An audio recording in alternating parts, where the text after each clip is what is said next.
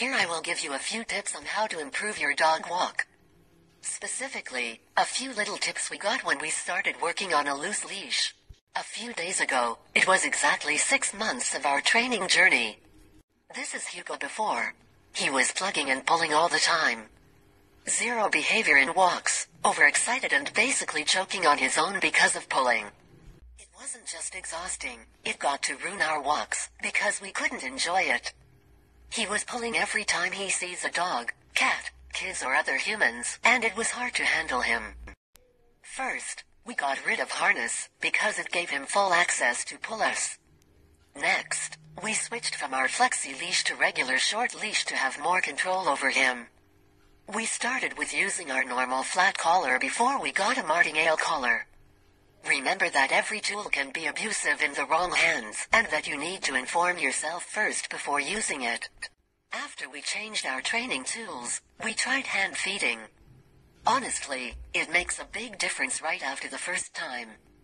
Especially because Hugo is food-motivated dog, but even one hand feeding session can't make a progress without regular training.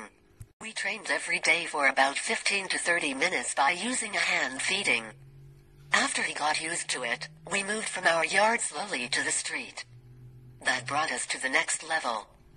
We even switched from whole kibble diet to mixed raw and kibble diet. It was easier to keep his focus with a good meal.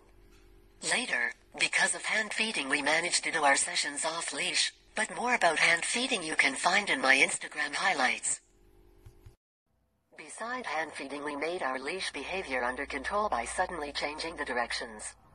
When he tries to pull again, I'll just turn around and change my direction.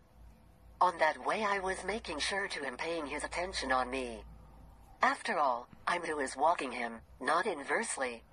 After we got our leash walking on a new level, we needed to make sure it applies on our real walks. Being good on a leash in your yard is easy, but how to stay like that in walks? We switched our training in parks, squares, streets and playgrounds where we can meet potential distractions.